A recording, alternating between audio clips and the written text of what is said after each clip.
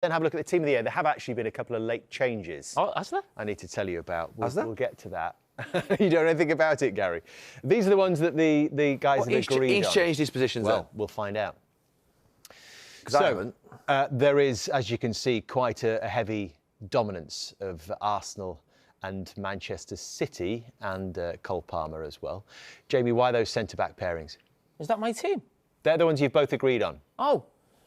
Why did you pick Van Dijk? No, I went for a back three. What? What do you mean, what? But those two are in your team. I mean, as a partnership, I mean, it's the first... They've been together really sort of 2 years, but when you think of them sort of this season, I think if this partnership stays together for the next 3 or 4 years, we're talking about this alongside Ferdinand and Vidic, Carvalho, John Terry. I'm just trying to think of other partnerships. I can't think off the top of my head, but they're the two that really stand out. And I think those two could go alongside certainly some of the best partnerships we've seen in the Premier League. A lot of talk about Saliba, but Gabriel did absolutely outstanding. Interesting the way you handled him at the start of the season. Yeah, there was something going on, wasn't there? Potential for him to leave, but then Arsenal were struggling a little bit. Not struggling, but they weren't themselves. He tried different things, but I think once Gabriel came in, he's been outstanding, Gabriel. Absolutely brilliant. No debate on that midfield three? No. No. No, not at all. No, it's a certain midfield that. Rodri and Rice way ahead of everyone else in terms of that position. Rice is not that position. I mean, that's been established, I think, this season that Partey or Jorginho have had to come in. Rodri is that position. Rice can't play that position very well, I don't think. He's better in that free position on the left. I think that's been established by Mikel Arteta. I think he can play it. I think he can. But I think what this has shown is the fact that I think most people just add him down as a centre mid. I always felt his passing ability was a lot better than I thought he was given credit for, Declan Rice. And this thing about he can play holding midfield play, but I think he's actually shown he can actually do a bit of everything. The box to box. You think of the goals they scored last week. I'm trying to think if they played last week. Where he was running forward and he'd done a really quick sort of pass and he knocked it into Trossard. Bournemouth, wasn't it? Bournemouth at home for the second goal. I think he's a brilliant player. I think that position, to be honest with you, is it's a different level of intelligence. I'm not saying Declan Rice is not an intelligent football player. I think he's a sensational player and how he's improved is unbelievable. But I don't think he can play in that position with real discipline.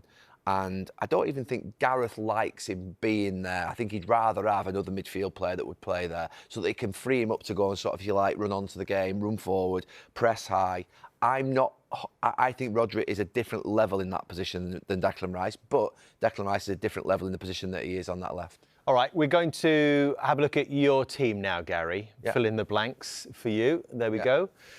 All right, so Emi Martinez keeps his place in goal. Yeah.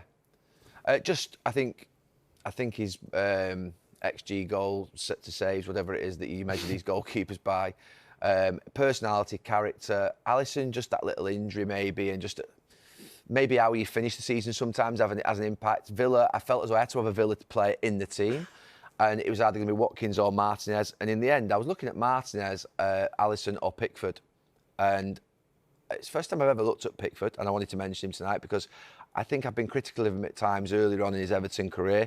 I think he's proved himself with England. I think now he's become a really reliable, good goalkeeper. And I think Martinez is, I think, to me, the best goalkeeper. Why does Destiny Udogie make your choice at left back? For me, it's been a struggle for most teams at left back. I think of the top two teams, City, it's been a struggle for at times. Obviously, Gvardiol's come in the last few months. Arsenal, it's been the one position they've changed around. Udogie, different level when he played for Tottenham and such a massive miss for them. So I've got him in at left back. Robertson, who's been my sort of, if you like, standard pick for years. He's not there. And Ben White, it was either Ben White or Trent Alexander-Arnold. But I just felt with the way Arsenal defended. And how much has his game developed, Gary? A lot. I wasn't sure about him. I'll be honest. I wasn't sure. He fell in between. Is he half a right back and half a centre back? That was my view of Ben White. I wasn't sure what he was, but he's developed into a really, really good right back. And I think of him now in the same sort of quality this season for one season. Do you know how Ivanovic and Azpilicueta were for Chelsea for many years, playing as that sort of like that position? I think he's done really well there, so he deserves to be in. Easy one for you, centre forward? Yeah. Do you know something? You only realise when you have these players, this is a special player, one of the greatest in the world. His goal-scoring numbers will go on to dominate world football for the next 5, 6, 7 years, in my opinion. and he just has to be in there. You can think about giving someone else a chance, and that would be the emotional, compassionate way to look at it. But every centre forward, every club in the league, if you could name a centre forward and they could take one, would name him. Jamie didn't. Because he was trying to give everyone a go. That's fair. It's fair enough because How do you know what I was trying to do? Because I was thinking it the same way. I was thinking of it the same way. But the fact of the matter is, you come back to if every manager in the league could pick a centre forward, it'd be him. We know he's the best centre forward. It's about what they've done this season. But you'd go for Ollie Watkins ahead of him. Yeah. What's going on here? Why? Well, the reason I would go for Ollie Watkins is I think his numbers aren't too... there's not much difference in the numbers if you put the goals and assists together. He's playing for Aston Villa. He's playing for Manchester City. And actually, when I think of Erling Haaland this season... Listen, we know he's the best striker. You know, we get that. But this season, I actually think in the biggest of games, I've been slightly disappointed with Haaland. Maybe even sort of the Champions League against Real Madrid, the games against Arsenal, Liverpool as well. When he's come up against the real elite defenders, I think the elite defenders have got the better of him. Why is he talking about my team? I mean, I think at one point, about 5-6 years, I think I picked a 3 at the back and got absolutely blitzed off him for it. If you've got the footage, get it out if you can.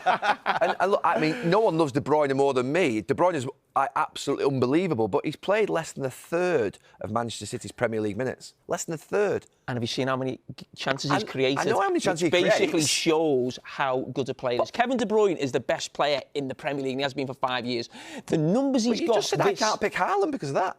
Because of what? You said that Haaland's... We know he's the best centre-forward, but you picked someone else. But his numbers are off the scale. So Haaland's. Stop scoring. I know, but he's virtually the same as Watkins. He's virtually the same. One plays for Man City, one plays for Aston Villa. Kevin De Bruyne has basically played half a season, yeah? His numbers in terms of chances created are off the scale. I mean, someone give me a stat. Someone come with me here. What's the stat? Less than a third of Manchester City's. He's an unbelievable player, but I'm surprised he's in this year. Well, don't worry about it. Virgil van Dijk. Couldn't leave him out, What was that, Cheats? He had to pick it. He's got to go back to Liverpool tonight. He can't not have a Liverpool player in. Kevin De Bruyne is creating chances at a higher rate than anybody in the Premier League. We're moving on to Virgil van Dijk. So, this season. Now, the back three, I felt like I couldn't leave any of them out. And also, I didn't think there was any fullbacks that really jumped out at me. I mean, you've gone with the doggy. I mean, he just... What? What I'm saying is you went... He's fantastic, a doggy. I know, but he's not... The defensive record's really poor. I think what we've watched with Liverpool tonight, I actually think without Van Dijk, Liverpool would be in that fight with Villa and Tottenham in the last couple of games of the season. I think he's been that important. I think of that performance in the Carabao Cup final. And you think he's basically played alongside a young lad, Jarell Quansah, for half the season. He started the season with Matip. He was out for the season. So he's basically had 3 different partners right throughout the season. And even when I watch him against Haaland, it was just... No, for me, I think he's been back to his absolute best. He couldn't leave the other 2 out. No fullbacks for He doesn't even believe what he's saying here. He doesn't even believe it himself this year. Honestly, this year he doesn't even believe his own team. He's created a system that doesn't exist. There's no fullbacks. What system? What system do teams play with the ball? What system do teams play with the ball? They play with a back 3 and they go with a 2 in midfield. They go. How many teams play a back 3, a box with the ball, and a front 3? Yeah. How many teams do that? Yeah, and that's what my team do. Play that. That's what my. I had some information, Jamie. Oh, go that until about 8:05 this evening, you had Emi Martinez in goal. Well, it was a toss-up between the 2. He doesn't even believe what he's saying. Honestly, this year Jordan Pickford got the most clean sheets. He's got the most clean sheets behind Raya. Oh yeah, behind Raya. I mean, he's playing for a team in the bottom, fighting relegation. He's got the most clean sheets. How many goals does he create, Jordan Pickford, from his free kicks on the halfway line? It was a toss-up. Listen, you can't take that mistake out tonight. That was horrific. He was at fault for the second goal. He was at fault as well. You're walking in mud here. You're walking in mud. So that back 3, listen, Rice and Rodri both had to be in. I think Cole Palmer has been almost as good as we'll get to that. We're going to come to him. One of the best players in the league. De Bruyne, in the minutes that he's had, has been the best player. Odegaard, Foden, and Ollie Watkins this season. I like Ollie Watkins. Do you think if Ollie Watkins was playing for Manchester City and Haaland was playing for Villa this season, who would have the better numbers? No, I think you said you said clumsily last season that Haaland... No, you did. You said clumsily last season Haaland was signed for the wrong club. I actually understood what you meant by that. in the sense that I think Haaland would potentially even score more goals somewhere else because it would suit him. So it wasn't clumsy, it was right? No, it was just the way he delivered it, as usual. Right, we've got to go to my team as well. I managed to find the information for my team. Stats-based sites. Dave, I've been working with the stats department to come up with the players with the best numbers. I didn't care if they were playing for a fashionable club like you guys. This is what the numbers are telling us. So it is Jordan Pickford in goal, top 4 for I was XG right with prevented, Pickford. second most clean sheets, and far more involved in attacking play than other goalkeepers, with, as you said, direct passes into the box. Trent Alexander-Arnold, the biggest attacking presence at full-back. That tells you the story you need to know. We've talked about Saliba. Anderson next to him. Top 3 clearances per 90 minutes, strong 1v1 defensive stats, also top 3 for successful long passes per 90. Palace fans will tell you that's a real feature of his game, pinging it forward to Jean-Philippe Mateta and whoever else.